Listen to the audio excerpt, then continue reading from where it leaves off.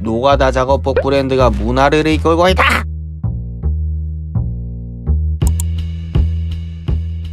영커처를 이끌고 있는 브랜드를 알아보는 404, 그 27번째 브랜드 카라트입니다.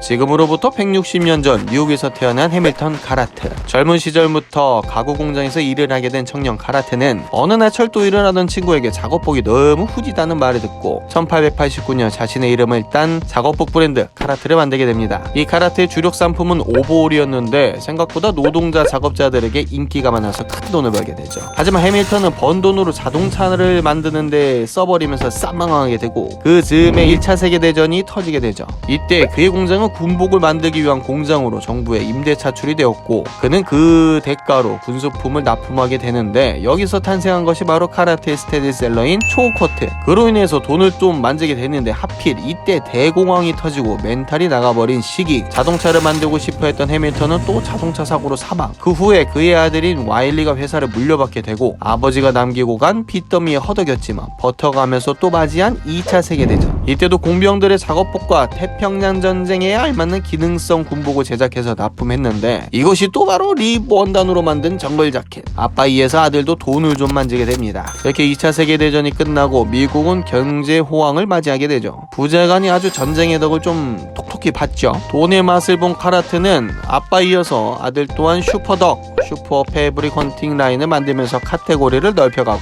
카라트는 미국 작업복 시장에 새 바람을 불러일으키죠. 시간이 흘러 1960년대쯤 와일리 카라트의 사위인 로버트 발라드가 가업을 이어받게 되고 할아버지의 초코트 그리고 슈퍼 시리즈에 이어서 액티브 자켓을 출시하는데 이것도 대박이 났죠. 이렇게 오지게 돈을 땡겨버린 브랜드 카라트는 서브컬처에 눈을 돌리기 시작하는데 타미 보일 레코즈의 스폰서십을 제안합니다. 이 타미 보일 레코즈에는 쿨리오, 데라소, 아프리카 밤바따 등이 있었는데 이들이 주로 만드는 음악 장르가 뿅뿅이 힙합이어서 그런지 뭔가 색다른 느낌을 주었죠. 사실 저때 카라트를 아는 사람들은 국내에 그렇게 많지 않았는데 이때 본토 느낌은 이러했다고 합니다. 이렇게 나름 씬에서 인지도를 잘 쌓아가면서 우리가 많이 봤던 된장 비니, 된장 셔츠, 된장 자켓, 된장 가방 등을 만들게 되죠. 그리고 로버트는 자신의 아들 마크 발라드에게 회사를 물려주게 되는데 4대 세습은 좀 이렇게 1989년 카라트가 100주년이 되던 해 파티를 하고 있었는데 예고도 없이 스위스에서 한 부부가 방문을 하게 됩니다.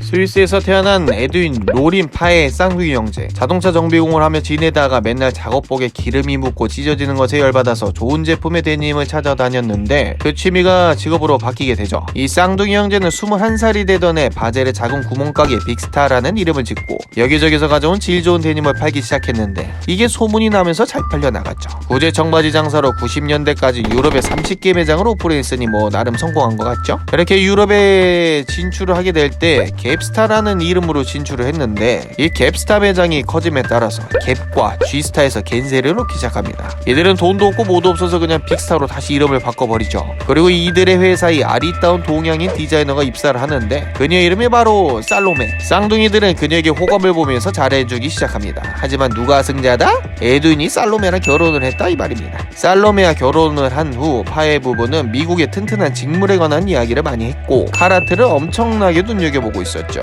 그 카라트가 100주년이 되던 해 그의 부인 살로메와 함께 미국을 방문하게 되죠. 그들은 마크한테 가서 카라트의 유럽 판권을 달라고 하고 마크는 좋다고 하면서 유럽의 판권을 에드윈이 갖고 합니다. 자, 여기서부터 집중을 좀 하셔야 됩니다. 그로부터 몇 년 뒤 카라트는 유럽이나 카라트 스위스가 아닌 워크 인 프로그레스 카라트, 그러니까 윗라인을 만들게 됩니다. 단순히 유럽 유통권이라고 치부하기에는 에드윈이랑 살로메가 가진 포부가 엄청났다 이 말입니다. 이들은 초창기 카라트 제품들의 색상을 더해서 컬러 플레이를 먼저 시작했죠. 그리고 점차 사이즈를 펑펑하지만 작업복 스타일에서 스트릿웨어 스타일로 변화하기 시작합니다. 비율을 조정해서 허리 라인을 넣고 팔을 길게 빼고 슬림하게 말이죠. 하지만 카라트 USA에는 이것이 큰 태클은 없었습니다. 왜냐? 지가 만든 게 아니니까요. 농담이고 증자할아버지, 할아버지 그리고 아버지가 배웠던 브랜드적인 행보가 고집스러운 스타일이 아니었으니까요. 카라테의 역사의 새로운 시도 정도로 생각하지 않을까 생각을 해보면서 생각을 해본다 이 말입니다. 왜냐? NWA, 퍼블릭 에너미, 투팍이 입어서 고점을 찍을 대로 찍어버렸으니 뭐 무서울 게 없었겠죠. 그런데 이 윗라인이 갑자기 잘 나가기 시작을 합니다. 이 윕이 왜 잘 나갔냐? 왜냐면 유럽의 전용 스토어를 오픈하고 BMX 팀을 만들고 스케이트보드 팀을 만들고, 아니 막 쏟아붓네 이거. 남성성이 강한 작업복 브랜드 여성 라인을 만들어버립니다. 그리고 아페세, 컨버스, 프라그먼트, 준야 와타나베, 와코바리아, 라스벳, 나이키, 파타, 반스, 배트멍까지 협업을 해버리죠. 대단하지? 이렇게 대단해진 윕라인. 그러던 어느 날 예고도 없이 한 아시아 남자가 방문을 하게 됩니다. 그는 웍스아웃의 강스터. 웍스아웃은 이미 한국에서 RVCA 브릭스톤을 팔고 있었는데 윕라인을 본격적으로 가져오고 싶어 했죠. 근데 이 아다리라는 게 참 중요하죠. 윕의 디렉터이자 에드윈의 와이프인 살로메가 한국 이름이 이영숙인 한국기였습니다. 그래서 뭐 착착착 진행됐다는 후문이 있죠. 물론 웍스아웃의 당시 행보가 짱짱이어서 성립된 비즈니스였지만 말이죠. 그리하여 카라트 윕 코리아가 탄생을 합니다. 하지만 당시 한국에는 카라트 오지의 된장류가 인기가 더 많았던 상황인데 갑자기 윕이요? 하는 반응이 상당했죠. 왜냐하면 US 사이즈에 익숙한 사람들이 윕에도 동일한 사이즈를 구매했다가 사이즈가 안 맞아서 교환하는 일이 빈번했고, 힙합 스타일을 좋아하던 친구들이 입던 사이즈에서 캐주얼 의류에 가까운 사이즈감이었기 때문에 이래저래 초반에 궁시렁궁시렁이 많았습니다. 여기서 에드윈의 마케팅 묘수가 등장을 하는데 바로 건축가 안드레아 카푸토가 만든 스토어였습니다. 안드레아 카푸토는 에드윈이 이탈리아에서 패션 공부를 할 때 알게 된 친구인데 한국에 직접 와서 윕 매장을 아주 쌉스럽게 만들어버렸거든요. 이게 2010년도에는 상당히 센세이션 했어요. 그 뒤로 안드레아는 상당수의 카라트 윕 매장을 만들고 최근에는 라이즈도 디자인을 하게 되죠. 뭐 어쨌든 이렇게 이쁘게 만들어진 매장이 있으면 간다 안 간다? 오개바리 레즈고 해야죠. 그리하여서 잘 나가는 윕의 강서는 MSG를 좀 넣기 시작합니다.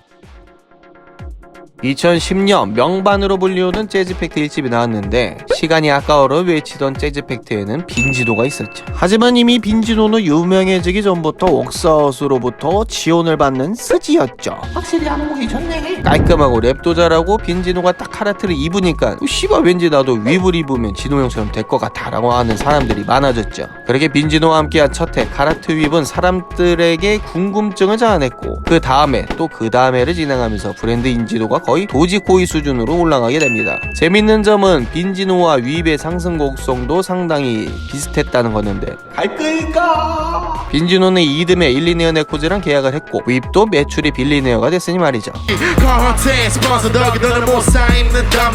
이라고 직접적으로 샤웃을 해버리니 음악을 하면서 가장 인정받을 때가 카라테 스폰서십을 받을 때라고도 하니 말이죠. 그 당시에 진호 형의 기쁨을 알 수가 있습니다. 그렇게 빈지노와 카라트의 관계는 초반에 스폰서십을 지나 2019년 올해 카라트 윕 10주년을 함께하면서 로열티를 이어가게 됩니다. 덕분에 우리 옷장에도 앵커리지 하나씩은 갖게 되었죠. 그리고 빈지노뿐만이 아니라 강사네를 모델로 발탁한 것도 센세이션의 연장이었다고 할 것 같습니다. 중년의 남자가 카라트 윕을 입고 화보를 찍는다? 아주 감각적이다 이 말이죠. 아무튼 올해 카라트 윕 코리아 10주년 축하드리고 아쿠아맨 형님 결혼 소식도 축하합니다. 근데 IM이 왜 이렇게 비싸요? 100년이 넘게 이름 하나로 많은 사람들에게 즐거움을 주는 카라트, 앞으로의 더 많은 변종 카라트가 나와주길 기대해보겠습니다. 404의 한마디입니다.